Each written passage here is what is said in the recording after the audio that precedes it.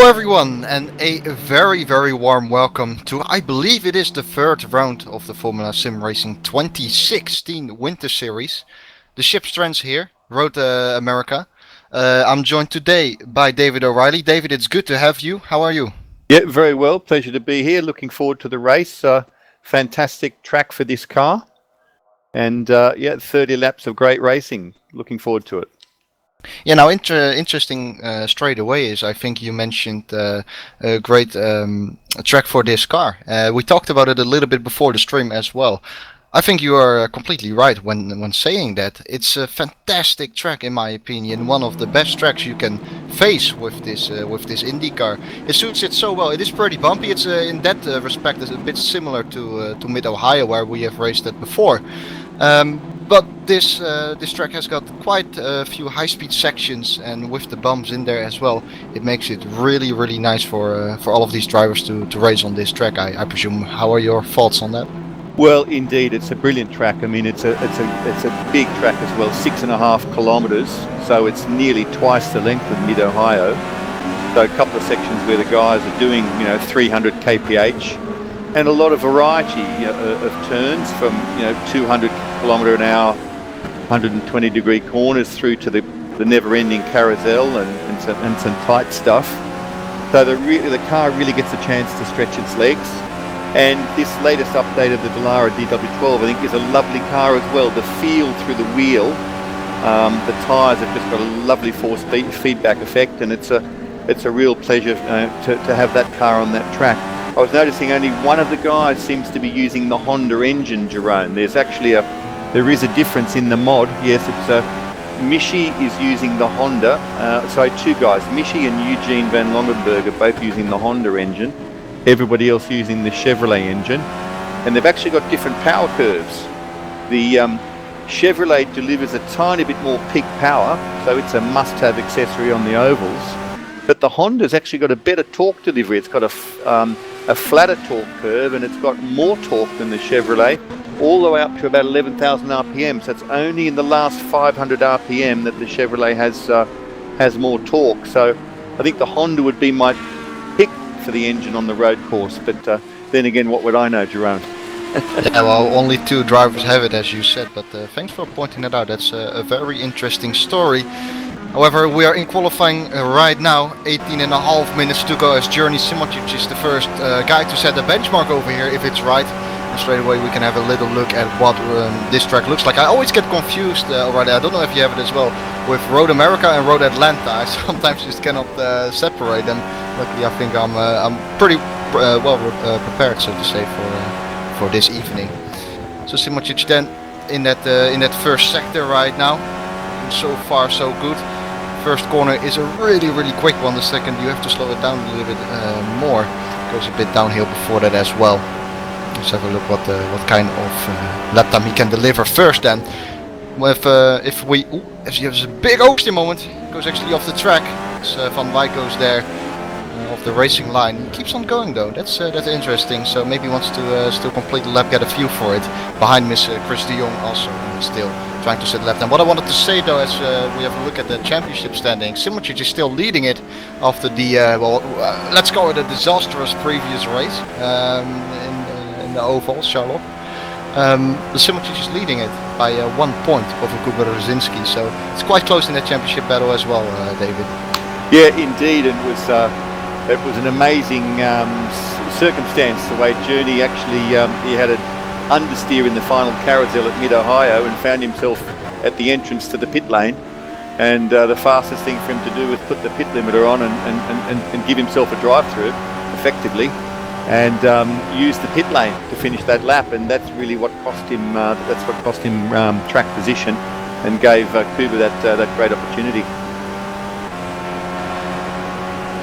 Here comes Simoncic then, first benchmark of today, not the quickest lap at all. We saw him making the mistake and actually leaving the track. 40.5 for him instantly. Kris de Jong comes with a 39.8. Yeah, Kris de Jong in practice and warm-up was looking pretty good actually, our fellow commentator. That's very nice for him, Kris de Jong. I had a bit of contact with him over the course of this week. Previous year, basically his PC was so rubbish that he couldn't drive. He fixed it though for this year, and wants to give it a go in the Winter Series before joining the actual championship, as we see a lot of drivers doing it. We see quite a few new names, which is very nice to see. And maybe they are just trying out the Winter Series, get a feel for it before joining the actual season. Yeah, brilliant way for people to dip their toe in the water, get to know the process, get to know the people, come to grips with the simulation. And I believe there's already been one signing from a new face in the Winter Series, if the rumours I'm hearing are correct. Adam Maguire has gone up to P1. He was fastest in practice when he was on the server this afternoon, Adam Maguire, so he's really got some serious form happening. And Adam McQuire is also someone who I believe has signed for Origin. So it's another new name for next year. Felix van Delft in the meantime in P7, 1.7 seconds off the leader Adam McQuire, as you have mentioned. McQuire is the only one alongside Cameron Roger, who's currently not out on track. They will definitely go out soon again with 15 more minutes to go in the session. And Felix van Delft driving with a brand spanking new Thrustmaster TS300 set, and told me earlier on this afternoon that he's absolutely thrilled with his upgrade from his old Logitech G27 to the Thrustmaster T300, so great to hear. Oh, you're getting an update as well, aren't you, David? Yeah, got to get in and get the gossip from pit lane. Yeah, David O'Reilly has joined the, how to call it? You call it the open sim, what is it? Yeah, open source sim wheel. Yeah. Yeah, I've got to do it the hard way. I've just got to try and see if I can bolt one of those together and make it work, Jeroen. Expect to hear from me asking for help soon. Yeah, so O'Reilly then getting an, I call it an open sim wheel project. It's basically a do-it-yourself project. It's quite an expensive project, but definitely worth the price if you have got the money. It's a subject for a different, for another day though, as Kuba Brzezinski now has stopped the timesheet by setting a 1:39.068. That's about half a second quicker than Adam McQuire. So Kuba Brzezinski on fire at the moment. He's done it again. I mean, the timing sheet was just looking wrong with his name not being at the top, and sure enough, he's delivered again. You better get used to it, David O'Reilly, because next year he's not going to be at the top a lot, I presume. Shots fired over here. Quick teammate now. Yeah, no, that's joking aside. But yeah, it's instantly a 4.5 gap which he creates. That shows the class of Kuba Brzezinski as well. What I'm interested though is to see what Simocic still can do, because we saw him before obviously making that mistake. He has improved since. He's got a 39.8 on the board right now and is crossing the line now to start a new lap. Hopefully he can improve, and let's see whether this lap is able to compete with Kuba Brzezinski's lap. Obviously, the longer we are into this session, the more rubber there is on the track as well developing, as David Cook is now up to P3. That's not all that weird. As I said, the rubber scale on the track is definitely increasing as the season goes by. Simocic is rounding up his first sector right now. See his time. One more corner to go for him, going up the hill. Now we get a bit of a benchmark. 36.9 is the first sector time. He's a bit quicker than Brzezinski in that first sector, actually, by a tenth or so. So looking good for Simocic so far.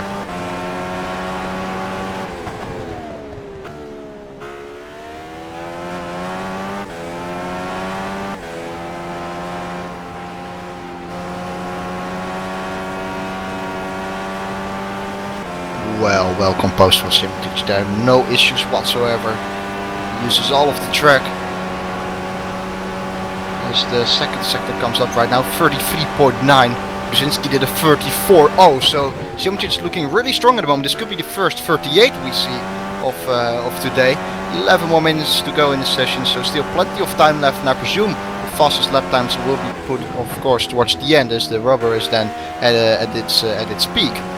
But can Simocic challenge Brzezinski over here and steal away that provisional pole position? I think he can do it. He was quicker in the first two sectors, but can he do it? The answer is yes. And the first 38 of today is a fact by Simocic. .134. I mean, he's been a tremendous driver for the whole of the Formula Sim Racing World Championship season journey, and in my opinion, it was really only strategy that stopped him from picking up a couple of wins throughout the season, and I think one of them was in a big battle with you at Suzuka, Jeroen, where he had track position, and you pitted a little earlier and he didn't cover you. And in my view, that was the only thing stopped him from winning that race. Yeah, definitely. I have to agree with you. Of course, I had the privilege to work with him, and he goes a little bit off track right now. He's really like a genius, like a professor. If it's about setup, you know, so many tricks which can improve your speed and stability with the car and your consistency. And it's really nice to have in the team a guy like that. He brings in a lot of how to say it. He brings in a lot of settlements, so to say. He's really well composed within the team. Has managed to go 1/10 quicker. Oh yeah, good spot. He's just it's a bit of a seesawing battle between these two guys. With two titans really slugging it out at the top of the leaderboard, separated by 1/10. Gurney had 0.13 advantage. Now Kuba's punched back and he's got a 0.1 advantage, and then it's 0.7 back to Adam Maguire. So I think we've really got a battle royal between these two guys, and it's to decide, I think, probably which side of the front row they're going to be starting on. I would say, realistically. Yeah, that's going to be going on for the whole session. Yeah, I mean, the track's going to become faster and faster, and they're just going to pop up lap after lap. They do pretty much. It'll be interesting to see as well who is able to get the last lap in, so to say. If you can cross the line with 1 more second to go, while your opponent has done so with a minute to go, it could possibly give you a little bit of an advantage, and that extra advantage you are looking for, because it's relatively close between these two. Indeed, and just noticing there with Adam Maguire and David Cook in third and fourth. David Cook showing that it was no fluke. His qualifying results in Mid-Ohio and also in the aborted oval race where he shared the front row with Kuba. In fact, rumoured that he was approached by a very famous Formula Sim Racing team with an offer of a seat for this season. So, but I think he's going to stick where he is, which is nice because he's my teammate in Avid Chronic Racing in Pro category, and a very good teammate at that.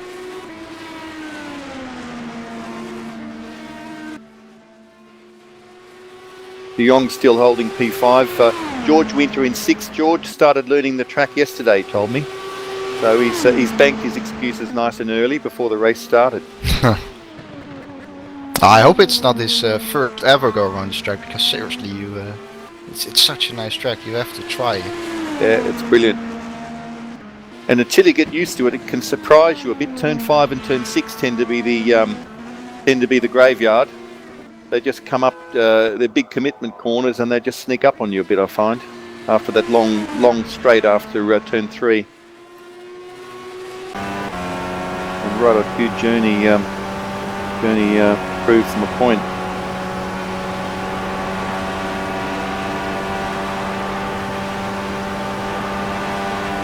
So Adam Maguire putting together a very clean lap now. Or a little bit of a hesitation there out of the bottom of the hill there at turn. Yeah, this is an out lap, I believe. Oh, pardon me. Yeah, no problem. We'll see what he can do though. It's pretty interesting coming across the line right about now. As Kuba Brzezinski has gone purple in the first sector, so fastest out of anyone. Kuba on for another flyer with 7 more minutes to go. We look at Adam Maguire. Let's see what he can do. Kuba hasn't improved in the middle sector. Let's see what Adam Maguire can do. Once again, in the first corner, a bit of tire smoke over there. You can see just a lot of load on the outside tire there. Coming down the hill, slowing the car down once again, down to second gear. Once again, he just throws it in a lot with the wheel. And he's got a fantastic line there. Yeah. Really using a lot of apex, but not seeming to destabilise the car. That was looking pretty impressive here from the onboard. Once again down the hill and down the gears as well. First gear this time, swings it in so nicely. He's looking for a 36.8 in the middle sector, and he does it. 36.865 in the middle sector. Really loose that. Very loose on the exit there for Maguire. It's okay. Kuba indeed improved on this time. Oh, and Mishi's gone ahead of Maguire. Michi Hoyer has just jumped into 3rd place. Yeah, Michi Hoyer did actually a purple middle sector. That's really impressive from him. There's still room for improvement for Kuba as well. Obviously he improved, but he didn't have a personal improvement in the middle sector. Adam McGuire does have an improvement in the middle sector, goes a bit too much over the curb on the exit. This corner here is flat out. Definitely cost him a little bit of time. Once again another lockup. He's not treating the tires very kindly, and he has a big oversteer moment. And there we go into the wall. Too much, a bit too much on the limit there. Indeed, really pushing it there with line. He's doing well though. Big tight battle between third place and in fact sixth place. There's 4 guys there within a tenth basically. Hoyer, Maguire, Cook, De Jong. Cook's just gone a bit. Maguire. De Jong's just gone a bit quicker. There's 4 guys in less than 0.1 of a second. Yeah, with 5 more minutes to go, I think the guys who are in the pit lane right now, De Jong, Winter, they are gonna try to plan this as well a little bit. Try to get across the line as late as possible. That's the reason why they are still in the pit lane and just waiting for the timer to come down a little bit. Kris De Jong goes out again now though. Well, they need to use that strategy because there is 0.08 of a second between 6th place and 3rd place at the moment on the grid. Incredibly close. Yeah, Simoncic in the final sector right now has gone purple in the middle sector, so he's once again challenging Kuba Brzezinski. He, however, wasn't all that quick in the first sector, but he still could do it, I reckon. And with a good final sector, Mitchie Hoyer is up ahead, who's going to start his lap right about now. Simoncic round the final corner, very nice and stable. Cook up into 3rd place with a 39.4. What can Simoncic do? Here he goes. It's a 38.9. Not even an improvement for him, but he was once again close to it. Is he gonna keep on going? I think he is. Yeah, Simoncic keeps on going for another lap. As Kuba has gone purple in the middle sector now. So, purple for Kuba, once again really pushing. Oh, Kuba keeping it in 3rd gear through the, what is it, the carousel? Most people taking in 4th gear. What does the middle sector look like for Kuba then? 33.7. That's purple. Once again, the first 2 sectors are purple for Kuba Brzezinski. Could be another improvement for the Polish driver. I think he's going to do it if he keeps it well and composed in this final sector. Flat out through here, no problems whatsoever. It's the final corner you want to nail though. Down to 2nd gear. Gets the front end to turn in. It wasn't perfect though. You saw him stepping with the wheel a couple of times. I think this could be an improvement. 38.6, maybe 38.5. Let's have a look. 38.4, there we go. Big surprise from Kuba there. Amazing gap. Big gap. Yeah, he takes a big chunk out of Simoncic, out of the gap to Simoncic. Well, Cook's on an outlap. He's leading this little derby to get P3. There's 4 guys fighting at the moment over P3, and there's just nothing between them. Cigarette paper between them. Cook's gone out again to catch the last of the good rubber. And I'm sure Cook and Hoyer would like to keep a situation with both of them on the 2nd row because they know each other. They know they can trust the other guy to be sensible on the opening sector of the opening lap. And Maguire and De Jong are going to do their utmost to just to tilt the balance. So they've only got to find 0.5 tenth and to put themselves another row forward.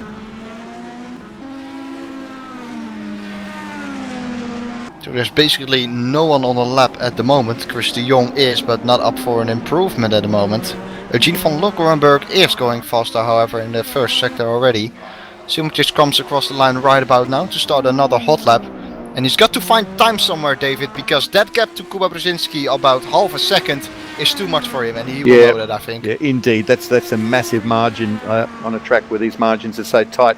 Maguire spun on his last attempt at an outlap. He's just exited the pits again. This will be his last chance. He'll cross the line with probably 15 seconds up his sleeve to give it his final shot. So he's putting all the cash on the table for this round. Yeah, Josh Winter is in the pit lane in P7, so he's not going out again and will stay in P7, maybe even drop if the guys behind him find a little bit of time. Simoncic really going for it. 36.9 in the middle sector though. That is not quick enough, and he is sliding a lot. I think Simoncic is over pushing it a little bit right now, trying to find that extra bit of time, but I don't know whether he's able to do it. Maguire is in front of him as well. And a bit of a lift on the exit of that left-hander into the carousel right here. Yeah, that car picks up a lot of understeer actually. Yeah, I think Adam's got a pretty good race set up, but he just could perhaps have made it a bit pointier for quali. From my lounge chair anyway, that's how it looks. Yeah, Simracing also need improving for the middle sector. Nobody's on for an improvement in fact, although David Cook has improved in the middle sector, and Simracing is gonna do another one. So Simracing has abandoned his lap, and going to try it again of course. 30 seconds to go, he's got the fuel to do it.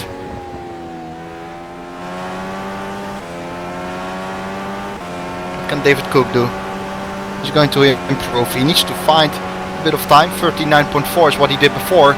He goes to a 39.2 now, and that's a good lap from David Cook, putting up himself up into P3 and a little bit of a bigger margin to well, Hoyer. that's a massive buffer compared to what they have. He's got 3/10, whereas before that lap he had about half a tenth.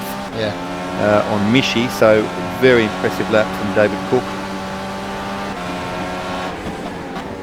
Yeah, Michi is behind Kris de Jong. Is Kris de Jong on the lap? Yes, he was on the lap. Michi's going into the pits. Oop, Kris de Jong's taken at some signage. Kuba Brzezinski again purple in the first sector. About a tenth quicker. Simracing is 3/10 down already on Kuba in the first sector. Kuba's gonna take it, I think. These two are just slugging it out. This is reminiscent of Senna and Martin Brundle in the British Formula 3 Championship in about 1982. The two drivers were just head and shoulders above the rest of the field and just slugging it out race after race. So Kuba to cross the line first then. He's looking for a 38.4. He did not improve in the middle sector. Oh, he does improve still. 38.4, 3.2 from Kuba. And Simracing has lost it. There we go. That's the knockout for Simracing there, that lap time. 38.4, 3.2. He had an amazing middle sector. And Simracing, yeah, that was a knockout. And yes, of course, Chris Cobb just reminding me that Kuba gets some points for taking pole in the Winter Series, so it's worth fighting for. But half a second, that is a very, very dominant pole. Yeah. Journey Simracing, Journey also has fantastic car control on full fuel, so I'll expect him and Kuba to be having a hell of a battle. And David Cook, my teammate, so I don't want to spend too much time talking about my teammate, but David Cook a year ago was driving in Codemasters F1 2011 on Xbox. He only picked up his PC and started practicing a year ago for the FSR Winter Series, and he's now occupying the second row alongside some pretty quick guys. So it's a nice bit of form, nice bit of improvement from David. Adam Maguire overtook Michi Hoyer, so it's David Cook, Maguire row 2, then Hoyer and de Jong on row 3, George Winter and Lucas Schmidt row 4, Felix van Delft with his brand new Thrustmaster T300, and Fabian Ruth on row 5. Eugene, I'll call him Van Swaggenberg in honour of Kris de Jong on row 6 with Antonio Castagna, Andrew Sumnall, George Cabrita from On Wheels TV, a pretty handy broadcaster in his own right. And then the back row taken up by Marius Van Wyck and Theodoros Izaroglu. I'll have to ask Paschalis Gerges how I should pronounce that correctly. So Kuba Brzezinski took pole with a 38.432. We're gonna have a look, I think, Kris, how that lap looked like. Because it is a pretty incredible lap, and we want to see how that went. So Kris, are we almost ready? Okay, so this is the lap from Kuba Brzezinski. It's a 38.432. This is what it looks like. Kuba Brzezinski hitting 308 kilometers an hour as he swung it into the first corner. Third gear for him, hard on the power as well. Very quick through there, no problems whatsoever. Down the hill, down the gears as well, down to second gear in fact, reaching out for the apex, doing so nicely and nicely on the power there as well. No moments of oversteer whatsoever. Remember, his first sector was the sector where he gave most of his time. In fact, he was only purple in the middle sector, so that's it. Only purple in that middle, in the first sector, not the middle sector, and the rest wasn't purple. It was an improvement, however, a bit slightly through there, but that's the way you want to take it. It gives a nice pointy front end. Same for this corner. That could have gotten a little bit better. See, that's where I spotted the first mistake, but I shouldn't say anything because that's a brilliant lap. It's again slowing the car down. Wow, what can you say? It looks spot on. See, he keeps it in third gear over here. Most people went to fourth gear. He goes for the fourth gear on the exit. Doesn't even need all of the road. He didn't even use the exit curb. Flat out through here, no surprises whatsoever because of that. And then the final sector. So we've got to find the right braking spot over here. Hard on the brakes, 308 kilometers an hour once again. Reach out for the apex, hard on the power. Use the curbs on exit, which he does so nicely. And flat out through here, fourth gear. 250 kilometers an hour as you're on the exit of the corner. Once again down the gears though, down to second gear. Missed the apex slightly over there, but again I shouldn't say anything about it. Up the gears for the start finish straight.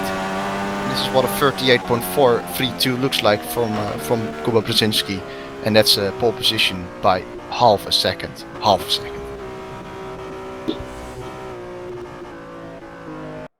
Yeah, very impressive, very dominant pole. I mean, half a second's one thing, but to take half a second from a driver the caliber of a Journey, that's impressive going.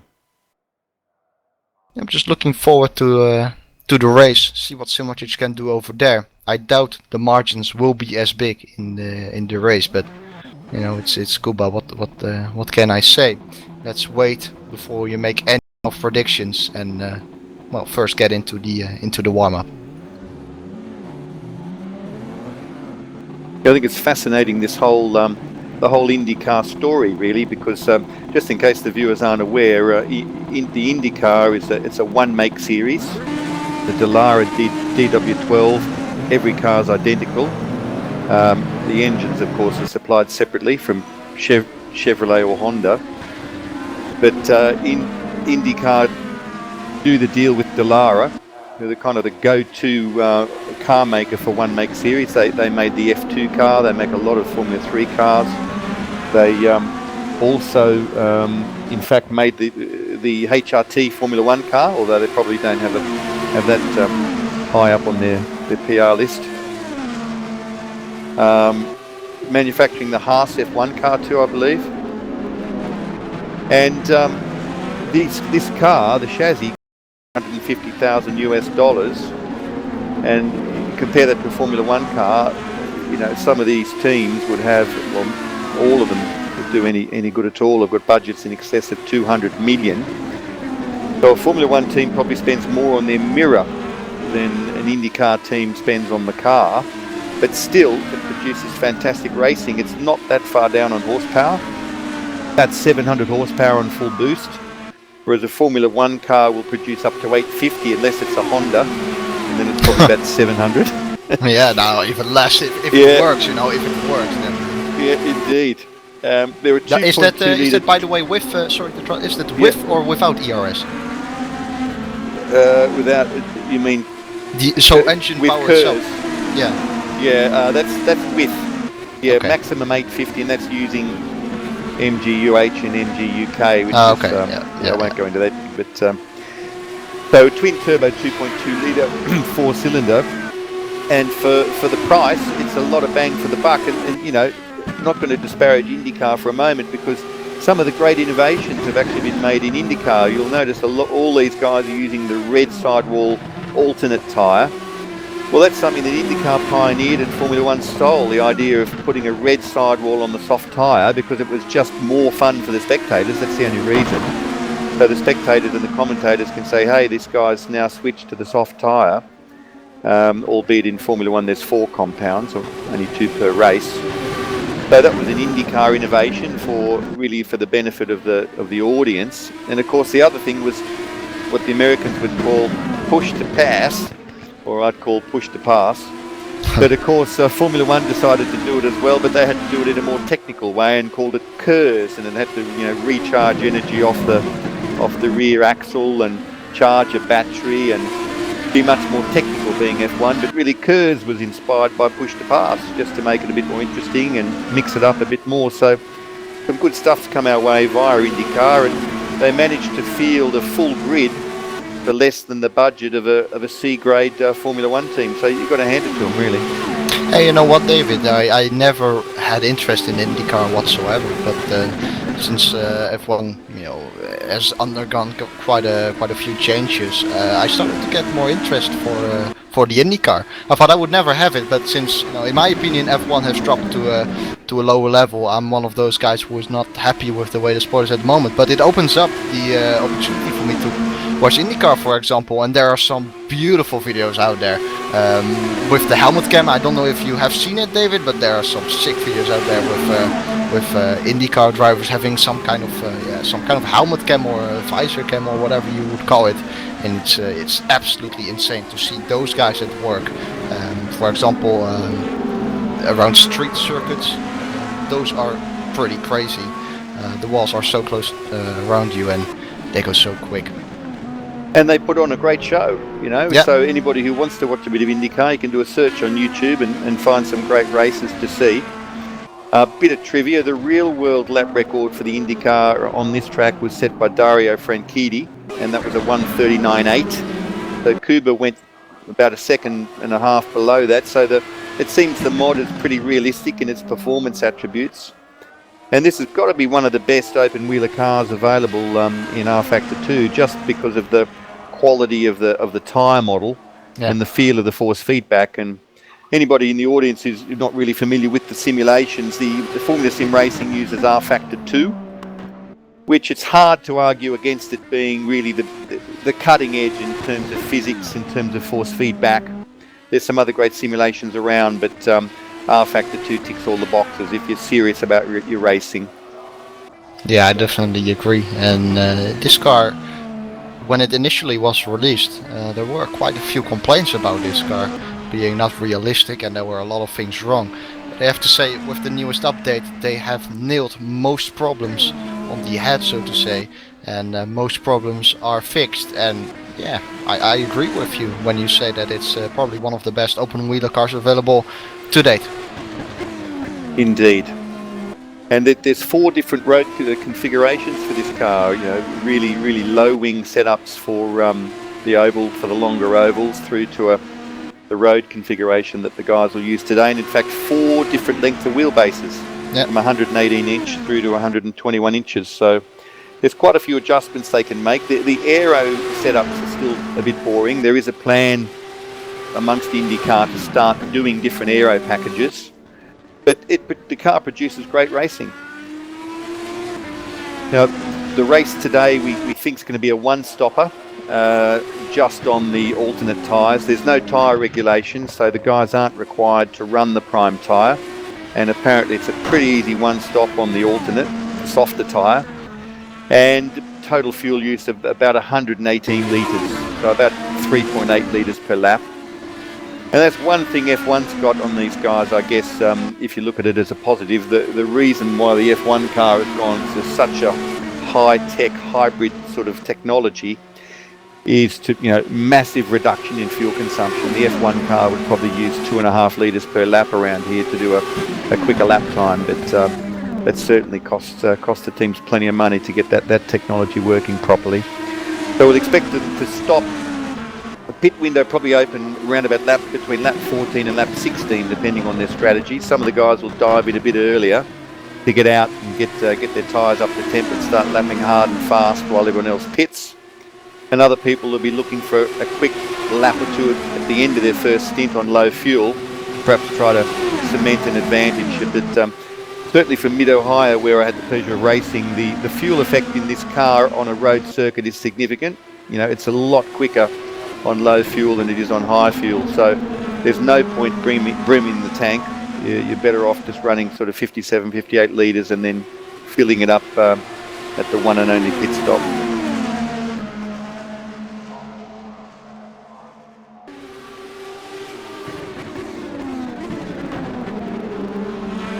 2 minutes and 20 seconds to go. Kris de Jong just asked whether we can do a practice start. People seem to kind of like that idea. We'll see what happens. Yeah, I've seen it in a few series, and I've got to say it works very, very well when you've got a mixed level of talent on the grid. You know, it takes away a lot of the nervousness. In one series I race in, they do 3 practice starts and then do the official start, and it just takes away some of the error rate, some of the nerves, actually. Yeah. I've got a comment. Michi Hoyer looking quick on full fuel with a 141.6, and Kris de Jong showing some good form as well.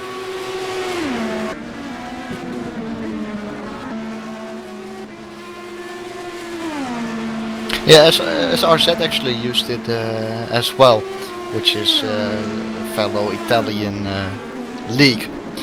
No, I remember at Catalunya, which was a race I watched. I think they always do like 2 or 3 practice starts. Not entirely sure, but well, the whole field basically crashed in all the practice starts, and unfortunately, for them, it didn't get any better in the actual race start. So sometimes, yeah, you sometimes see it. I am personally not a big fan of doing practice starts. Just go and have fun. I'm just seeing the chat on the server now from the race direction. It looks like they are going to do 1 practice start. Yeah. And then the real start. Perhaps we're just being a bit more cautious after Charlotte on the super speedway. Yeah, that's maybe a good idea. We've got about 16 people in the lobby at the moment.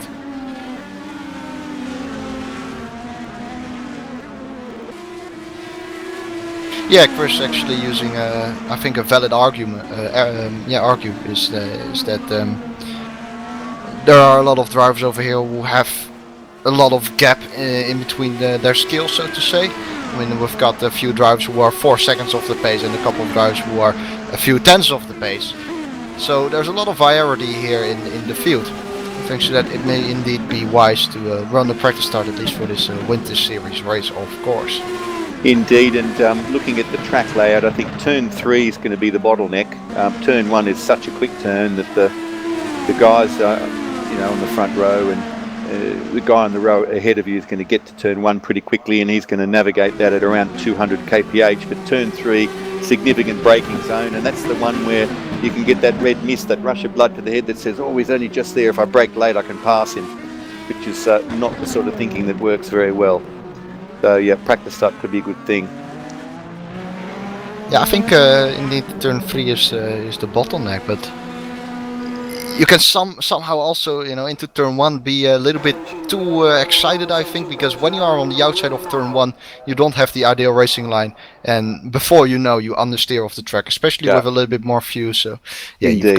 you've got to be cautious pretty much everywhere. Kris, you are not broadcasting the practice start, are you? Okay, so, well, David, I guess we can talk about something else. Yeah, brilliant. Well, I did the maths. I think we're looking at about a 51-minute race today, 51 and a half minutes, because expecting the guys to do maybe a 141 on full fuel, and the pit stops are pretty quick here. They're about 7 to 8 seconds even with refueling, because it's concurrent with the tyre change. So I think we're looking at about a 51-minute race, which is long enough to really get into it and enjoy. And I think we're going to see some great action. And the fun thing too with the Winter Series is there's some lovely micro battles wherever you choose to look. You've got Kuba Brzezinski and Journey duking it out for the top step of the podium. But at my level, and I'm kind of mid-pack, I suppose, in these Winter Series races, there's always somebody you can have a bit of a duel with, and no matter where you are, you find yourself trying to pull away from somebody or trying to haul somebody in and navigate a nice pass. So no matter what your level, there's some fantastic fights. You've only got to have somebody near you to make a race of it. You don't have to win to enjoy some really good racing, and that's one of the nicest things. Well said. Very well said. Kris de Jong in this formation lap is off the track, so that's oh dear. That promises something. You better look out, Kris de Jong, because we do have a spare retard award here, all polished up and gleaming on the shelf, and we're ready to hand it out if it needs to be handed out, Kris. So to be totally fair, it was Winter who actually hit the back of him, so he couldn't do a lot about it. People may be trying to sleep a little bit as well, since it's not, it's not a real start, so to say.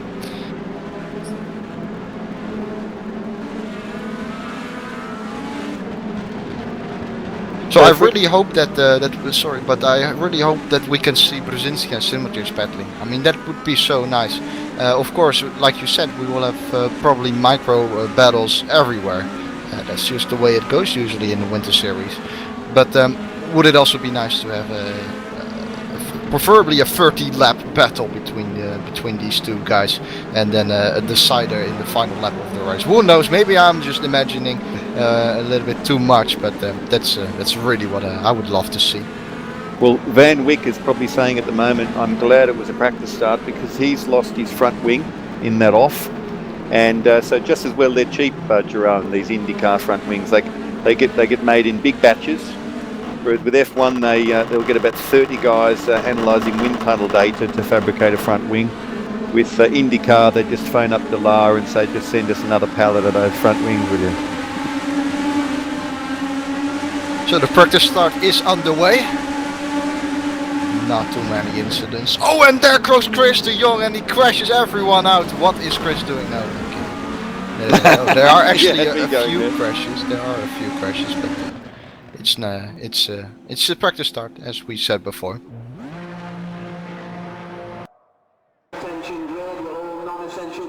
And I believe that was the practice start. So we got the real one about to start. So hopefully the guys have remembered to adjust their radiators and their brake ducts from qualification mode. We're running default weather here, so it's 29 degrees, which is not super cool. And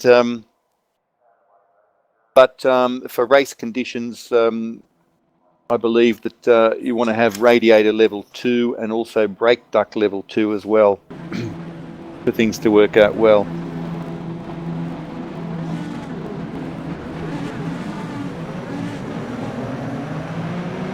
So there we go. The formation lap is on the way. Then Kuba Brzezinski leads the pack. No surprises there. Rolling start today. That's why we see the safety car up ahead, which is way ahead of Kuba Brzezinski, by the way. Don't see that every day, a car so far ahead of Kuba Brzezinski, but I'm sure Brzezinski will catch up to the safety car. So Jeroen, when you're doing an outlap like this, what are you focusing on? Are you trying to get heat into the tyres or heat into the brakes? Or well, what it was the case in last season, I heard more people saying it as well in FSR last season. You were basically just trying to avoid tyre wear.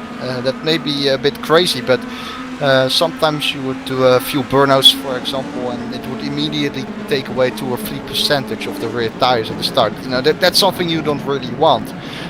Maybe that's gonna change for this year. I'm not entirely sure. But for a race like this with the IndyCar, I would definitely make sure that the brakes are up to temperature, because with this car it does make quite a significant impact, especially when you come out of the pit and you brake for the first corner, for example. You definitely need to be aware and brake a few meters earlier than you would normally do, because the brakes aren't up to temperature. So that's definitely something I would take care of. But from then onwards, when you cross the second sector line, so the end of the second sector, beginning of the third sector, from there onwards your mind is fully focused on the final corner and having the best run possible of the final corner in order to get off to a good start. And these cars run carbon brakes as well. I mean, 15 years ago, Formula 1 was running carbon brakes and Indy cars were running steel brakes, but the IndyCar now runs a Brembo carbon disc and Brembo pads as well. So the technology's there, but with carbon brakes, of course, they don't work very well under about 300-400 degrees. So, as you say, you've got to get some heat into them, or you can have a nasty shock the first time you need to hit the brakes. We'll be able to tell who's running radiator level 1, because with that low level of cooling, we'll actually see the engine start to smoke at pit stop. Well said. So the safety car should be pulling into the pit lane right about now. And the start of the race is going to go underway very, very shortly. There goes the safety car into the pit lane. It's up to Kuba right now to manage the pace, and he goes on the throttle, I would say, right about now. Let's have a look. Still in first gear, 130 kilometers an hour, and the start of the race is right here. So the race is on the way. good stuff from Kuba Brzezinski. Simocic looking quite far behind already, 2/10 or so. Right at the back, it's still fine, still fine, still fine. But now the cars are entering the first corner, and let's have a look. There's a car off. Someone's off. That was, I think, David Cook. Oh, and he's broken his suspension. Yeah, David Cook is the first retirement of the day already. He's not gonna be happy with that one, of course. Everyone else got cleanly through it, I believe.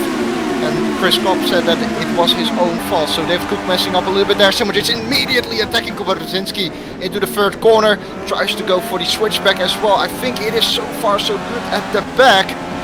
Yeah, it is. That is very, very nice. Oh yeah, Simocic has dropped down. Simocic has dropped down to P7 as Felix van Delft goes around his outside as well, I think. He's fighting with Kris de Jong right now, in fact. He's in P6 then. Something happened to, between Simocic and Brzezinski. Let's have a look at the replay, as there are still quite a few battles going on. Look at the replay. Yeah, Simocic is braking a little bit too late for that corner, I think. Touched the back of Brzezinski slightly. And it unsettled his car. Kris de Jong trying to attack Maguire with a great battle here so far between the two. Maguire has the inside line, but Kris de Jong nicely around the outside sweeps it into there. And Kris de Jong is up into P4. Brzezinski still leading, of course, no surprises there. The surprise is, however, Journey Simocic dropping all the way down to P6. Currently behind Adam Maguire, who has been overtaken by Kris de Jong. The first lap has been completed right now. Brzezinski leading from Mitchie Hoyer. George Winter in third place. Big gap between Winter and Hoyer though, about 1.4 seconds already.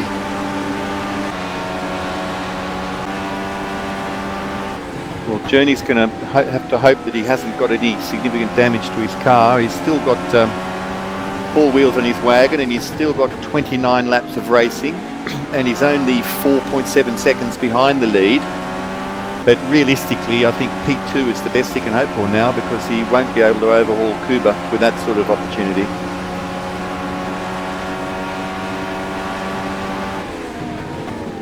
Have a close look at his car.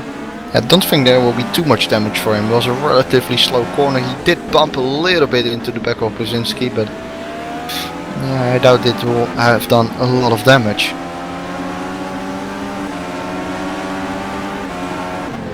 Cabrita is also retired, so that's the second retirement of the day. We have seen David Cook obviously crashing in the first corner.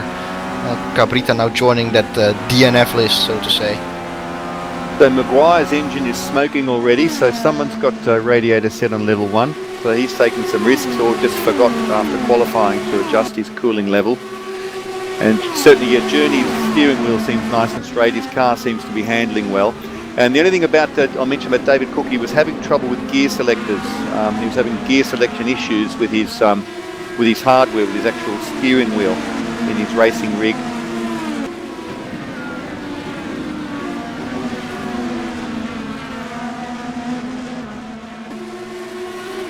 I've never seen de Jong race this long before. He's doing incredibly well.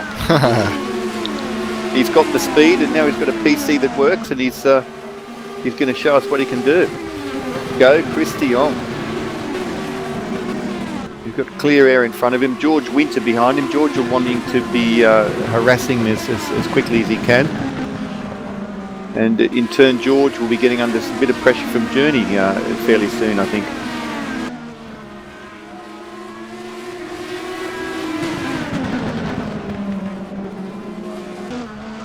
Ooh, watching Mitchie Hoyer. Yes, I saw that big oversteer moment off the curb there. Nicely held.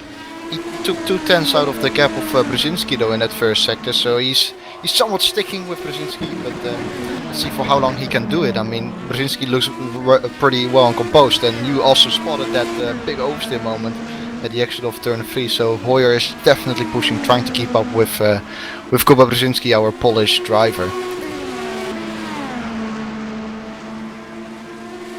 Yeah, one thing Kris just mentioned, which I'll second, is that Mishi is very good on strategy and very good on setup, and you can usually rely on Mishi unless unless something unforeseen occurs. He's normally very fast across the full distance of the race.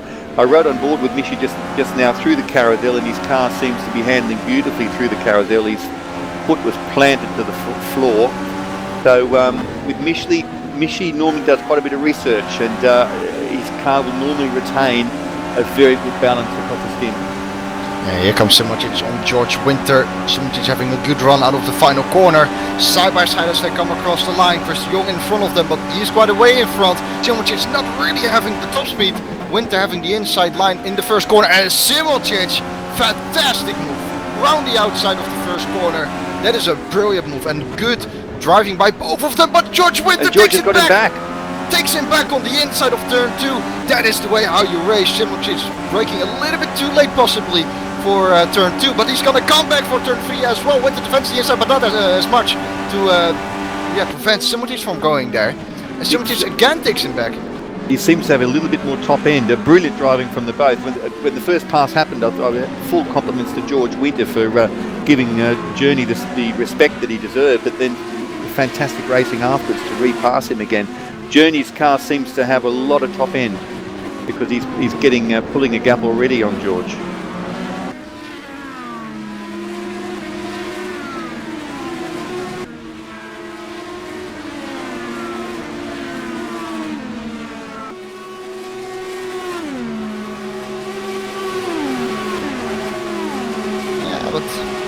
That battling has opened up the gap quite a bit to Kris de Jong, of course. No surprises there, but de Jong definitely was a bit closer to SimRacing before. Gone through. Oh! What happened there? A switch for the lead, a change for the lead indeed. I was just about to say, Mitchie is keeping up pretty nicely. Having a look at Kuba Brzezinski, he's on board in the replay. Yeah, it looked like maybe he cut or something and just decided to allow him the lead. No, I let him through. He definitely let him through. Don't know what that was about. Maybe giving us a bit of a race. I don't know. But Mishi's flying. Mishi did. Is driving very, very well in this car. Yeah, he's driving pretty composed, but I doubt Kuba is giving it his all. Again, here comes Kuba. There we go, flying by. What is that all about? Yep, this is pretty interesting.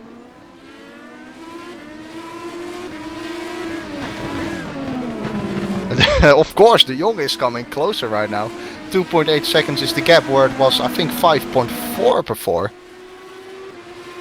Interesting stuff. What's going on between these two guys? I don't know if they're on TeamSpeak both. Probably not. I think they would be. Oh, they would be. Okay. Yep. Okay. See, and now Kuba just pulls away again, flies away in fact from Hoyer. Instantly creates another second gap or so. Really interesting to see what happened there between the two. I honestly have no clue. No, neither. Kuba just must have somehow gained an advantage and decided that it was safer to allow the pass and then fight again. But then Mishi didn't seem to defend. So. Yeah, but why would you slow down? You get a warning usually for cutting the track, or you get a penalty. Is it something to do with the points for leading the most laps? I don't know.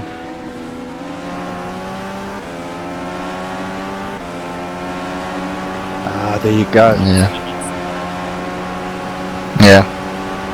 Yeah, that's good. Our president here is obviously a highly intelligent man and tells us that obviously with this IndyCar system you get a point when you lead a lap. Maybe that was what Kuba was trying to do with Hoyer. Hoyer has now dramatically dropped off. Well, 1.4. The gap before that free kick that Kuba gave him was 1.2. He's now 1.4. I'm really confused though with what is happening here. De Jong is speeding up a lot. He's in the 140s suddenly. Hoyer has never gone into the 140s over the course of this race. And last lap he was in the 43s in fact. I really don't know what has happened here.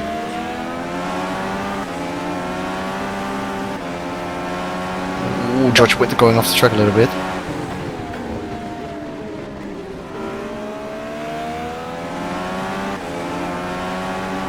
One thing you can rely on with George is he'll always push it to the limit. He might, whether he's done a lot of practice or not a lot of practice, George always pushes it to 100%. Yeah, what else do you want to do, David? Have a cup of coffee in your hand with a cigarette? Yeah, true. Yeah, sometimes I think I'm guilty of acting as though the car costs real money to repair. Yeah, see, here we go. Kris de Jong has closed up the gap quite a lot to Michi Hoyer. Gap is about 8 tenths, and look who's in the background as well. Simoncic, yeah, definitely. So keep an eye out on him too. Well, Simoncic has closed up 2.5 to 3 seconds on where he was on lap 1. So he's on schedule to catch the leaders for sure. So we've got an interesting race.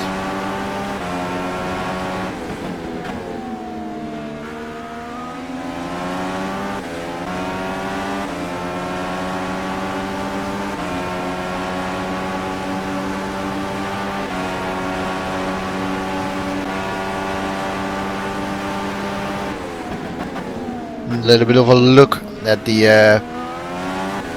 lap times. Brzezinski has done his personal best lap in the previous lap, so Kuba is right now giving it his all, I would say. And immediately he has got about a 3.1 second gap. He has been sandbagging, I would say, in the first couple of laps. He is now doing a 40.7. He said he's the quickest man out there. Michi Hoyer is doing a 42.0. The rest behind him is all in the 41s or in the 40s up to George Winter. So all the guys behind him are quicker, up to Adam McQuire included as well. Things are getting a bit exciting between Simoncic and de Jong at the moment. De Jong's got a couple of rear view mirrors full of Simoncic, and in fact he's through, he's already through. Jeroen Simoncic has now moved through to P3, and I was going to say Michi Hoyer is probably looking forward to Simoncic giving de Jong some grief and slowing the two of them down a little bit by fighting, but he was through almost before the battle started. So Journey is now hot on the trail of Michi. 1.3 second gap, but let's see what that looks like at the end of this lap. We'll be starting the lap with 1.1. Let's see what the gap is next time round. Yeah, by the way, we just had our 4th retirement. Antonio Castagna crashed in the carousel, lost his front wing and decided to press escape. Marius van Wijk in the meantime is also DNF'd. Lap 4 of this race. We're currently in lap 8 out of 30 laps. But let's indeed keep an eye out on this great battle here between Hoyer, who once again has a slide out of turn 3, Simoncic and Kris de Jong. And Hoyer being a little bit perhaps as well the rear gunner of Kuba Brzezinski, who has a 3.5 second lead. And of course we know that Simoncic has got great pace. But first he needs to clear Hoyer, and then again it's about a 4 second gap to Kuba Brzezinski. And yeah, exactly. I was just going to say, de Jong, it must be said, he's not letting Journey Simoncic drive off into the sunset. He's really hanging on to his exhaust pipes, and the gap is now still, it's about 1 second now, so he's still really hanging on. Not been dropped by any large extent. As Simoncic, of course, closes up onto Michi, that gap down now to 0.7 of a second in less than a lap. Coming up to 1 lap now.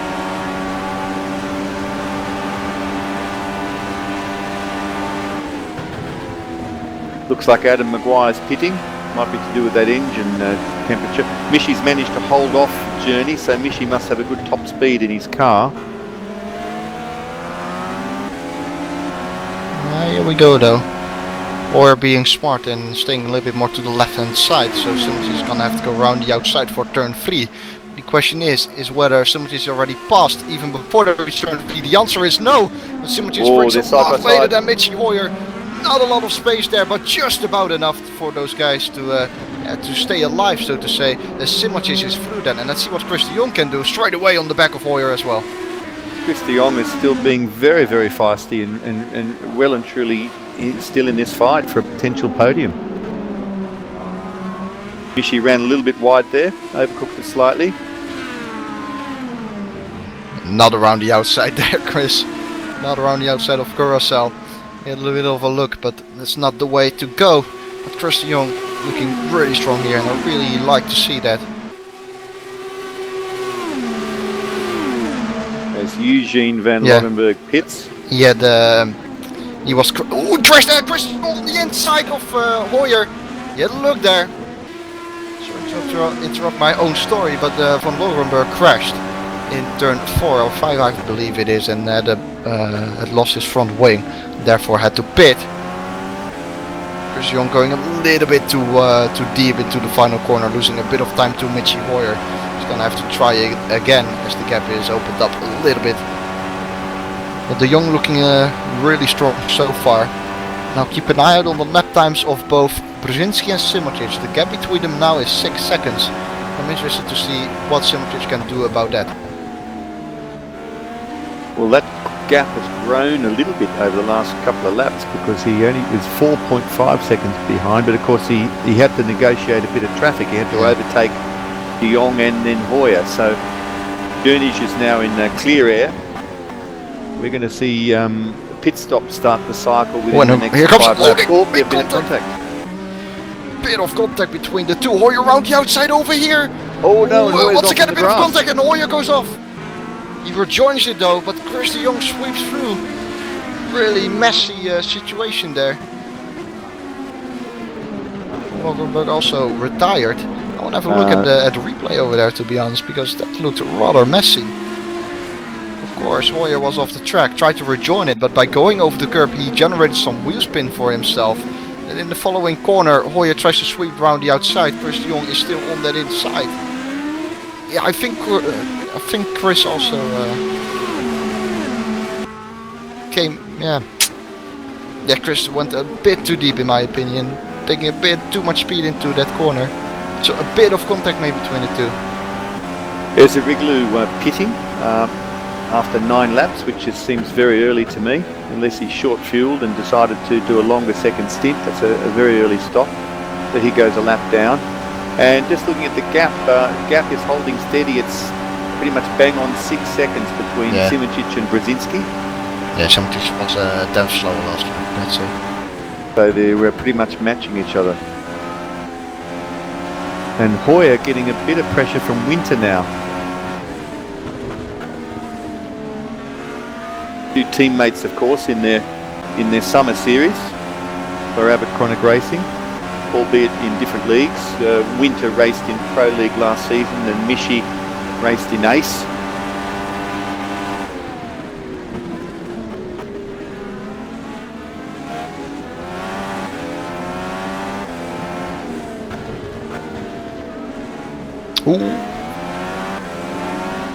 Hoyer again making a bit of a mistake. So look at his tires.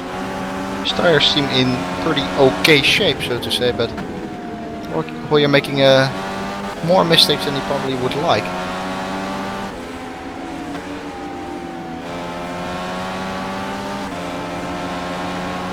Well, positions 3, 4, 5 and 6 are really only separated by a couple of seconds on the road, so we've still got some very close racing going on. Simotic now a 7-second gap to Brzezinski, so it looks like Kuba has got the upper hand certainly at this stage of the race. Simotic was faster in the first sector, but he made a mistake in the middle sector, dropping by a second, so that explains that.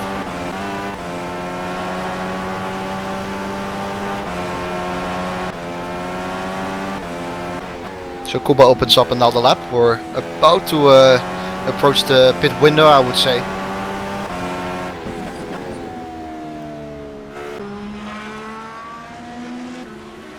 Kuba's car's certainly looking planted through turn 1 there. And not only through turn 1, I can tell you that. His journey just has to pass a lapped car. Yeah, Theodoros. His engine is smoking a little bit because he just visited the pit lane.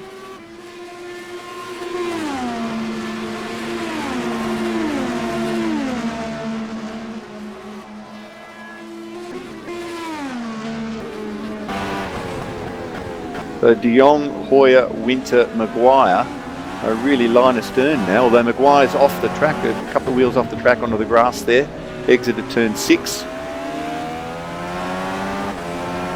It looks like Maguire's got the pace, just a little bit of a lack of consistency hurting him a little bit.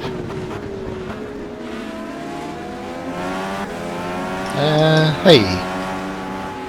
Okay, there was a yellow flag in the middle sector. I thinking what is on McQuire's wheel when it said the yellow flag. Who was it? There was Theodoros again. So Theodore struggling a little bit this afternoon. Can't hook it up quite right. He's 2 laps down on our leader Kowalczyński.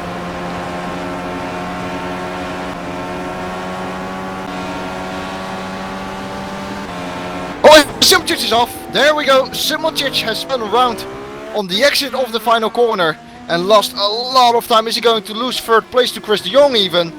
It could well be, because Chris de Jong is going to close up and close up and close up towards the end of this little straight. He's not close enough just yet, but this puts Chris de Jong in quite a nice position to overtake him maybe later on, because that definitely was a spin which not only cost Simčić time but also some tyre life, I think. Well, and some tyre temp. If Simčić may well have to nurse his tyres for up to a sector just to get the temps back down to a good workable level, but he seems to have it back under control already. What happened? That's my question. Too much on the curb? Yep. I was already out of shape even before touching the curb. So we had a bit of oversteer, and then when you have, you know, that angle and you touch the curb as well while you apply full power because you are oversteering and power sliding, then it's gonna go horribly wrong. The curbs are not very forgiving around this track.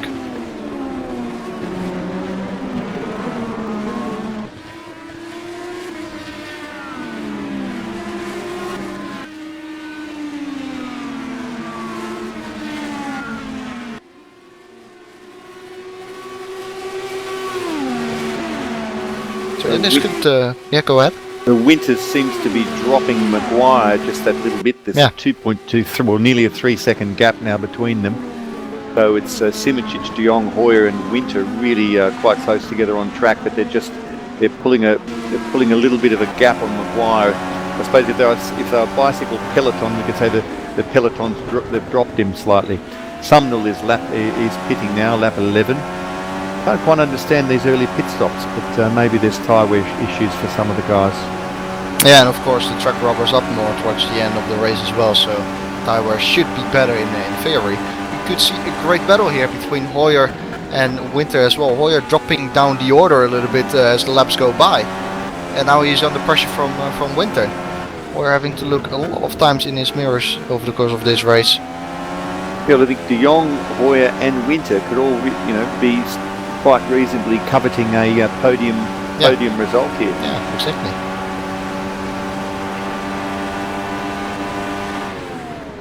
Oh, I've sort of almost thought that, Journey, I sort of almost a given that he's going to podium, unless he has another big moment.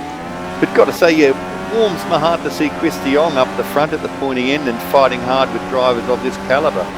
Brzezinski, Simčić, Hoyer, all very, very quick drivers with serious credentials. And so Chris de Jong is really showing that he doesn't just talk about driving, he can actually do it quite well when the moment to be honest. He was in FSR, of course, a few years ago as well, and sometimes he was performing quite well. I mean, I remember him telling his story with a lot of pride within himself, so to say, about Nürburgring, when he started from the back of the grid, or had a pit lane start or whatever, and he came up to something crazy like 6 or whatever it was, maybe even 4, if I don't even remember. But Chris de Jong definitely has got some racing spirit within himself. And talking about Chris de Jong, he goes into the pit lane, and Mitchy Hoyer follows him, and Hoyer actually spins. Oh no! I think. Yep. Oh, Mishy. And then McQuire follows him. Holy, dear, what are what we is seeing going here? on? Two drivers messing up the pit entry. So that now I think leaves Simčić, Winter, de Jong really to fight over the podium. Yeah, definitely. Speaking of the Nürburgring, I did a 24-hour race on the Nordschleife a couple of months ago. That was amazing. Yeah. McQuire kept on going, in fact. He tried to reverse it, but then realized, no, this is not the way to do it. Probably was thinking he was risking a penalty. Yeah. And kept on going. Holy, what are we seeing here? I noticed the safety car wiggling a lot when it came into the pit lane on the end of the formation lap, but he didn't crash, and luckily. Maybe there's no rubber at the pit entry. I think George Winter's going to be pinching himself to see if this is real at the moment, running in third place at 50% race distance. Hey, Kris Jeroen has a stop and go. He has a stop and go. What for then? Speeding in the pit lane? Was it to do with the pit entry? Let's have a look. He might be wondering if the race direction is. Yeah, he's asking him for information about it. Ah, he didn't. Yeah. Oh yeah. He didn't activate his pit limiter, I think. That's a bit of an own He comes goal, into isn't the it? pit lane. George Winter pitting now. Let's see if somebody can pit smoothly and correctly. He activates the limiter before the line. Yep, he's on 79 kph. Simičić pitting as well, so Simičić and Winter both pitting at the same time. Kuba's decided to put another lap or two in. Wire pitting too.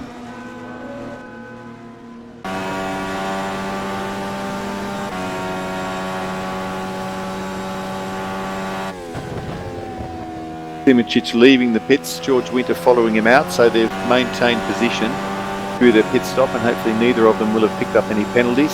Looked like they were quite controlled and correct pit stops.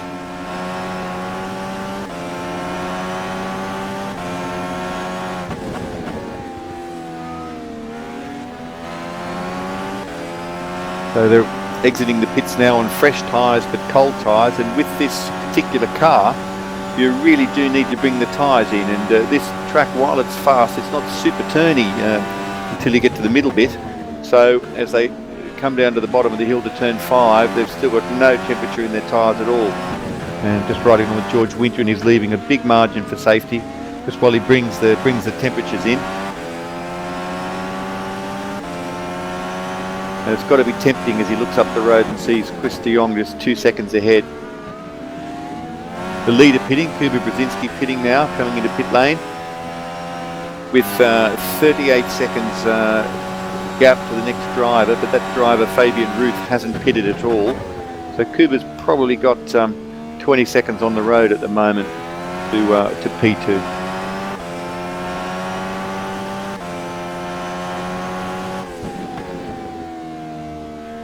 Yeah, I guess Kuba will rejoin still in the lead. So he will still take the points for leading the lap and still hold a handy margin to, although the second place car is actually just coming up towards the pit exit now as Kuba rounds turn 1.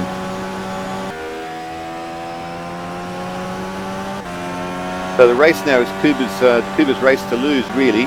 He's got a very, very strong, very dominant lead, and all the pressure is on the people behind him. Winter, de Jong and Simičić still in a big battle. Hoyer dropped back, of course, a bit after that pit lane entry issue that he endured. But certainly Winter, de Jong and Simičić now separated by only a handful of seconds on the track.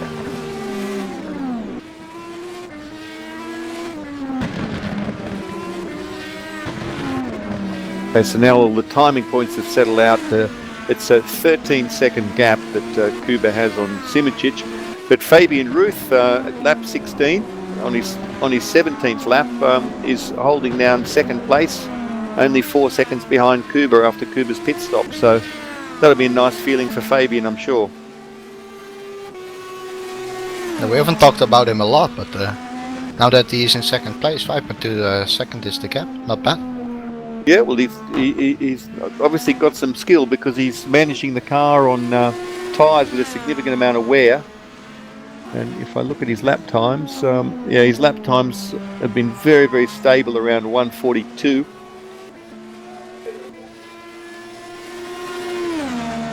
I don't think he can. It's 100.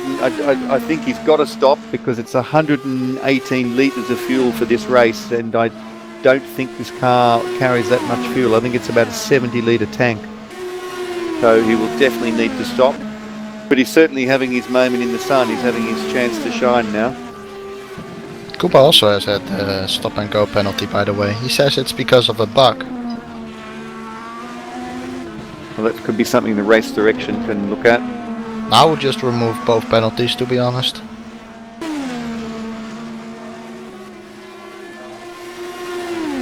It's a winter series. We want to see some racing, so let's let those guys keep on going.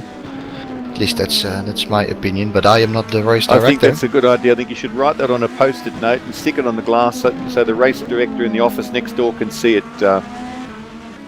Jeroen? There. Yeah, Kuba now hasn't, but Kris still has it. Oh, Kris, no, it's fine. Yep. So both penalties have been removed. Well done, race direction. Indeed, we want to see some racing here. So I'm just very curious as to when this Fabian Ruth is going to pit. His car still seems to be behaving quite well. He's driving very, very smoothly.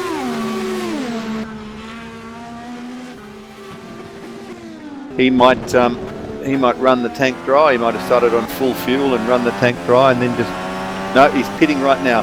Fabian Ruth pitting from P2 and he's having a few dramas on the grass. But it looks like he got the limiter on in time. So hopefully no issues as he drops down the order with his pit stop. But very nice first stint for Fabian. Well done to you, sir. I completely agree with you over there, Kris de Jong, and taking over P3 and a podium spot for him at the moment. 12 more laps to go in this race, but Kris de Jong is being challenged by George Winter. We could see a great battle here between these two guys. Kris de Jong is obviously a guy who would like to finish third on the podium. I have no doubts about that, but George Winter also wants that. I'm sure about that too. The gap is about 1 second between the two, a little bit less I would say. Winter picks up the slipstream here nicely, especially for this first sector. Now is the point though where there are quite a few corners, so the dirty air is going to become a little bit of an effect, but these corners are relatively low speed, so you don't notice it all that much. However, in a corner like the carousel, that is definitely where you do start to notice it. Yeah, so head down the section known as Hurry Down. Interesting name.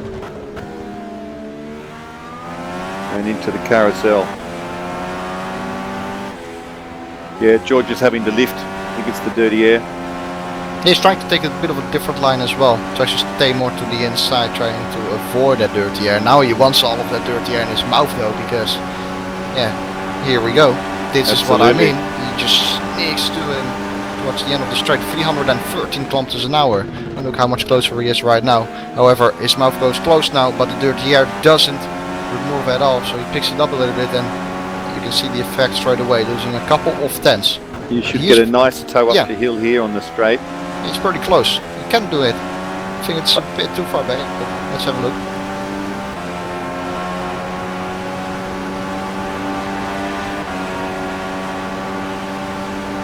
Here we go, sneaking up on Kris de Jong. It's not enough though. So George Winter has got to wait another day. And de Jong pushing it to the limit in turn one there. Yeah. Bit of smoke off the inside the right-hand rear tyre. Well, that's good. That's what we want to see.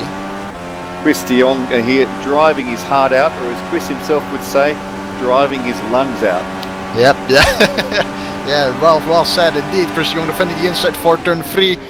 Brakes nice, really nice. Very as well. Nice. Yep. Lovely car placement. That's great racecraft from Kris de Jong there. Rather than going to one side or the other, he just moved slightly to the inside. Still left a legal avenue for George Winter to use, but certainly not a convenient one, and he's not required by the rules to leave a convenient place to pass, just enough room. Exactly. So beautiful car placement from Kris. So again, yet again, Kris taking advantage of the fact he's got clean air on those wings, and George Winter with a bit of dirty air, but I think George managed to stick a bit closer this time. Definitely. You could get a shot in over here, in fact. Felix van Delft being another retirement, by the way, as we see a move for P3, then George Winter on the inside of Kris de Jong as they go side by side into this left-hander. Kris sweeps it round the outside and still takes that place. Winter with a bit of oversteam, however, but keeps it nicely on track. And this battle is heating up more and more and more. But well done by Kris de Jong there. Yeah, round the outside, and he keeps it. Fantastic fight there. Kris had the optimum racing line, so of course he was able to carry a higher apex speed through there. George got his nose ahead, but his line on the inside there was more acute, so he had to pull the car up more or he simply wouldn't have made the corner. So Kris worked that one beautifully. That's the sort of work you can do in a medium speed corner, in a really slow corner like a hairpin. The guy on the inside would normally come out on top. And Adam Maguire has overtaken Lucas Schmidt to get himself up into 6th place. Here we go again. Winter on the outside, Kris on the inside. They go so close to each other on the braking zone, but Kris parks it nicely on the apex, and Winter can't do anything about it. This is some fantastic racing. This would look good on a highlights package, actually. Winter's got to try something else maybe. I think the best bet is still to go for the move right here. So basically you need to position yourself over here, try to have a good exit out of the carousel. But there we go, that's the mouthful of dirty air I was talking about, and you lose 2 or 3 tenths to De Jong. But I think the best place to do it would be over here, is to park it on the inside, maybe turn 1, but to be honest, with the final couple of corners, it's really hard to stay close to the guy in front of you because of the dirty air as well, and you lose always a bit of time. These are the corners I'm talking about, especially the final corner. It's hard to follow someone closely and then get a move in for turn 1. Oh, indeed. Thunder Alley and the final corner, turn 14, onto the creatively named Road America Straight.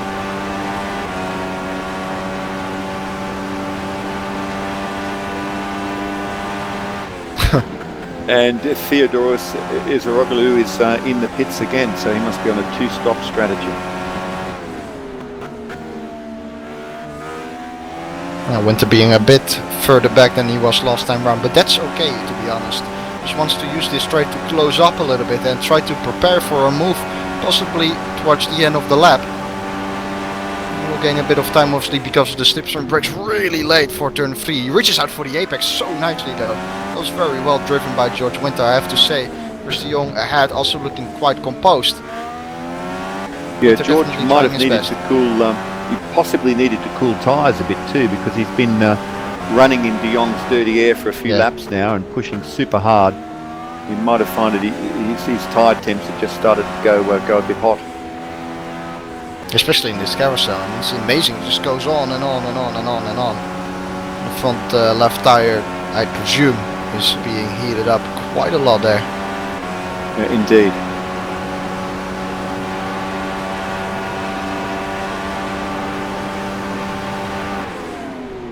So 21 of 30 laps here at Road America in downtown Wisconsin in the United States of America, and still only 0.8 of a second between George Winter and De Jong as they battle for the final podium position here, and for bragging rights. So, as Jeroen said before, both these guys would badly want to be on the podium. Both very competitive guys. Kuba, in the meantime, has got a very comfortable 13.5 second lead over Journey Simičić and seems to be able to match him lap for lap. Keeps it quite stable. Kuba was 8 tenths faster last lap, so Kuba has no problems at all. He's managing the race and he will cruise it to victory, I presume. In fact, Kris de Jong and George Winter are both faster than Simičić last lap, so that also says something.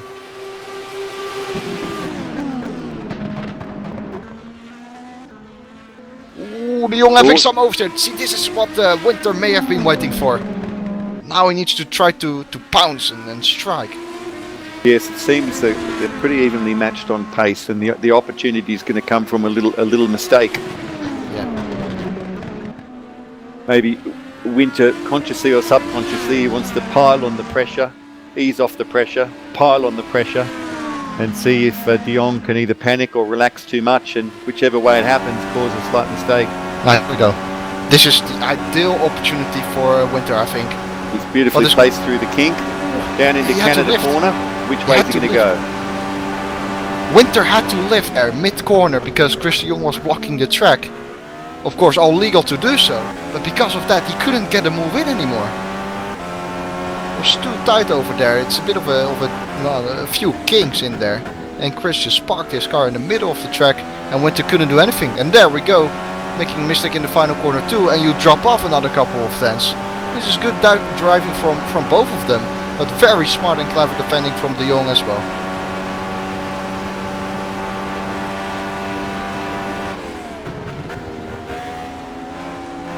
Exactly a second between the guys as they cross the start-finish line. George is probably regrouping and thinking, well, what can I try next to attack this guy? Yeah, definitely.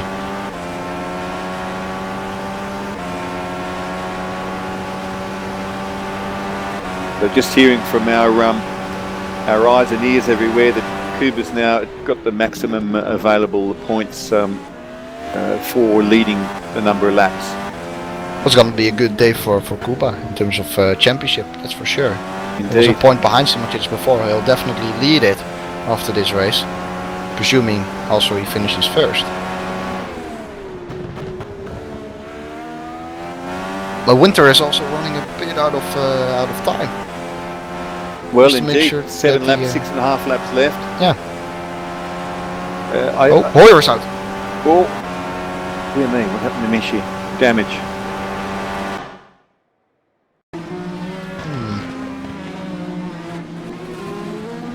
Overspeed.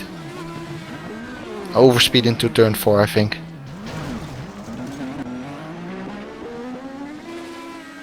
Oh yeah, that looks like a loss of concentration, to be honest. Braked way too late.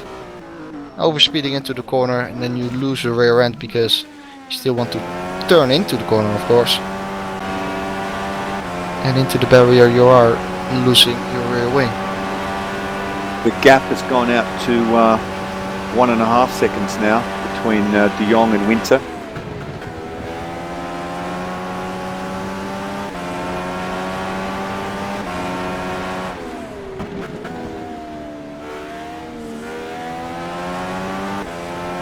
De Jong's just had a little bit of an off-track excursion. I was on board with De Jong through the carousel on the last lap, and unless it's my imagination, I think De Jong is starting to get a bit of understeer. He's getting a bit of a wear imbalance, and the car is just not responding as much as he would like to the steering inputs, and that can have the uncanny effect of causing turn exit oversteer, because you're mid-corner, you can't get it turned in, so your steered angle increases dramatically, and then finally when you do get it hooked up, you've got oversteer. So whereas I think Winter's car is looking a little bit better balanced at the moment.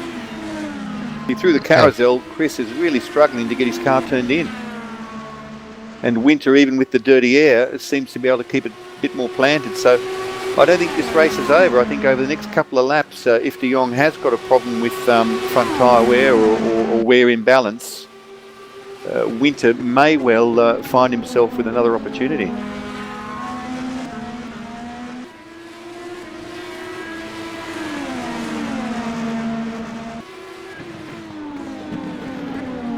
Certainly De Jong is not charging off into the sunset, that must be said. No, definitely not. These two guys are really similarly placed.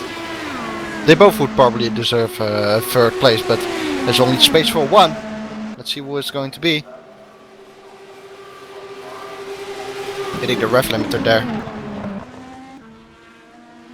Yes, I must say I'm a bit torn, because in terms of who I'd be cheering for, because George Winter is a teammate in the normal Formula SimRacing Summer Series in Avid Chronic Racing. But Kris De Jong is a fellow commentator and a guy who loves his racing, and week in, week out just brings us so much with all his commentaries. It's just lovely to see him get in a car and be duking it out for a podium position. Be a little bit like Martin Brundle jumping into a current F1 car and being in a battle with Nico Rosberg or something. You couldn't help yourself but cheer for Brundle, could you? And it's a bit like that when we're watching Kris De Jong. Not me. No, I don't like Brundle, to be honest. You don't like Brundle? No, I must be the only guy in the world, but I'm not like I hate him, but I'm not a big fan. Bit like Kris De Jong. If ever things get a bit slow in the commentary booth, I always bring up Kimi Räikkönen's name, and that talking for a lap or two. Yeah. So Kris De Jong at the moment, you're out driving Kimi Räikkönen for sure, buddy. You keep it up. Yeah, to be no retard award for him either this race. So he's doing really good. But Winter is doing so as well. I mean, not to take any credit away from that guy. Georg Winter, as I think you say it in German. He's racing pretty nicely. I think Georg Winter, something like that. It must be.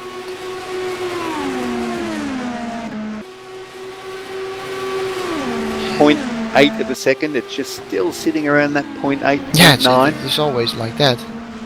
And What can Winter do now to have some kind of moment where it just where it just snaps and then it turns into his favor? What has to happen? Because Kris seems to be driving really stable.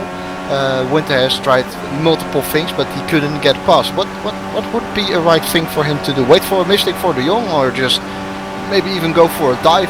What is the best option for him? Well, at this stage of the race with the tyre where these guys are suffering from, it's a really hard one to call, because George has tried everything he can try in terms of racecraft, in terms of gaining the advantage where they are through where they're approaching now. They're coming up to the entry to the carousel. And in my view, this next section of the track is where Kris de Jong is at the biggest disadvantage, because he's suffering a bit from understeer, and George is going to have some slipstream effect. But see, George is now running wide too. George had to stab at the throttle a few times there to get his car to the apex. So I don't think George has a tyre advantage really. I think either of them are in a great place with tyres, but it's pretty evenly matched. Yeah. It's gone out to 1.1 now. I can't think of a way where George can really strike a hammer blow against Kris. Kris has got the pace to keep George pushing.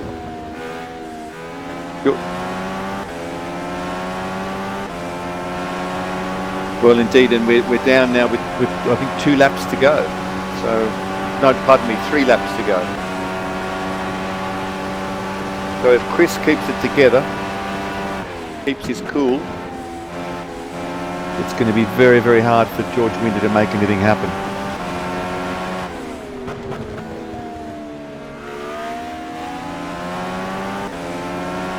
Meanwhile, Kuba has 20 seconds gap to Simoncic in second place.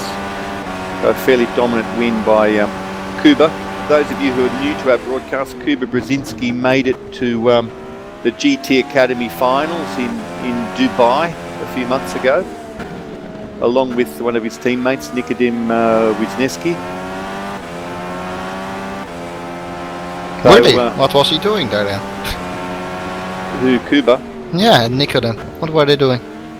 Well, they went to Dubai. It was the finals of GT Academy, and that was where they started them off with a whole lot of fitness tests and relays and things like that to cut the numbers down. Yeah, I know it, but maybe some viewers will be like, what are they doing in Dubai? Okay. Sorry. So what? Yeah, no problem. What? Where did Kuba finish in the end, and what did Nikodim do? Well, day one, they set them this incredible relay where they were running in the deserts. A couple of guys got heat exhaustion.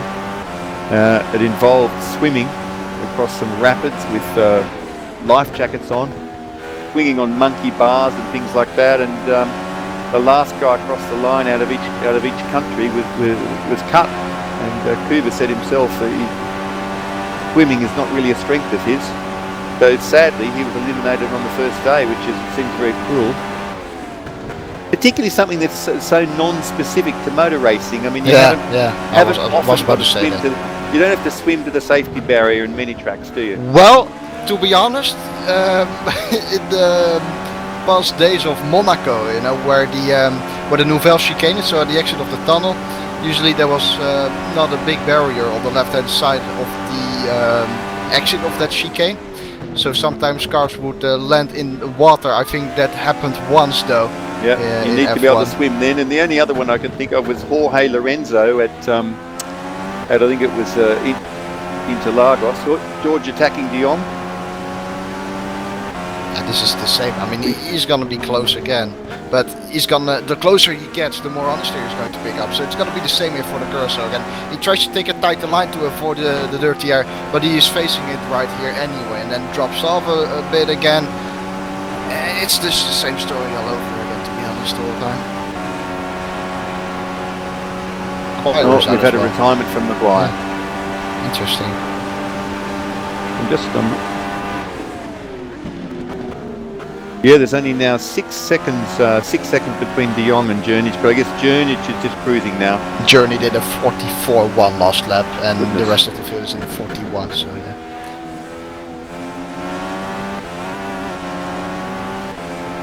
So it's the final lap for Mr. Brzezinski.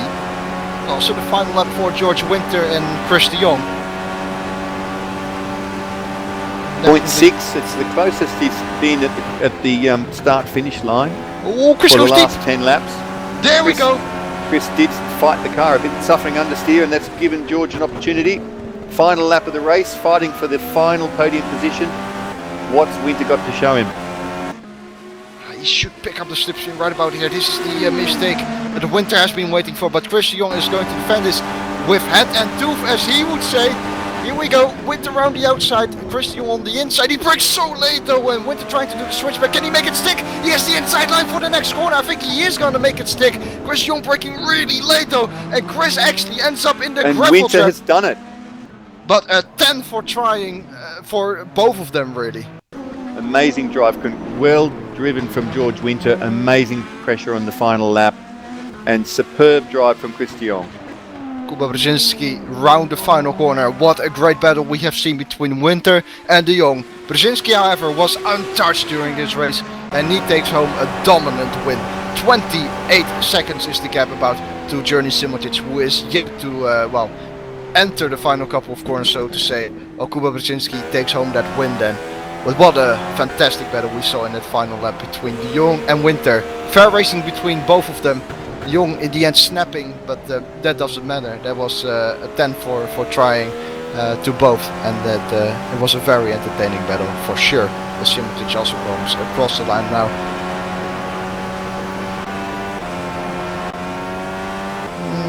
Chris Cobb mentioning that Simotic was short shifting, may have been low on fuel. We've got a very happy George Winter crossing the line now, and throwing his car around a little bit. So George Winter stamps his name on the Winter Series with a podium position. So congratulations to him. De Jong in 4th, Lucas Schmidt crossing the line now for 5th place. Yep. And following him about 20 seconds back up the track, we've got... and without a front wing. Oh yes. And Fabian Ruth now, who is completing the race with a missing front wing, who was as high as 2nd place after courtesy of his very late pit stop. He ran 2nd to Kuba after Kuba rejoined.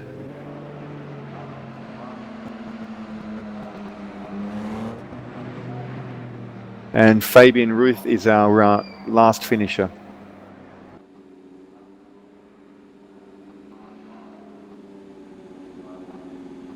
So thank you very, very much for joining us for race 3 of the Formula Sim Racing Winter Series. It's still not too late to get involved. There's no charge. The next race is in a couple of weeks' time. There'll be another road race. 1 week. Sorry, I've just been corrected by a race director. 1 week's time. And it's going to be at the Indianapolis GP road course. So it'll be another road race. So if you're curious to see what your pace is compared to some of the best drivers in the world, this is your chance, and a great chance to just get to know the people from Formula Sim Racing, get yourself known, and have a bit of fun. Definitely. I was enjoyed here today. I hope you were as well. Oh, it's brilliant. Especially that battle with Winter and de Jong. That was really nice. Yeah, I think course, the de Jong first 10 laps... Yeah. Seemed to take about 5 seconds. It was incredibly exciting opening 10 laps, and then the last 10 laps with that monumental battle between Winter and de Jong. Fabulous racing. So Yeah. Thanks for letting me join you in commentary, Jeroen. It was a pleasure. It was good to have you, and I think the viewers would have enjoyed this race. At least I hope so.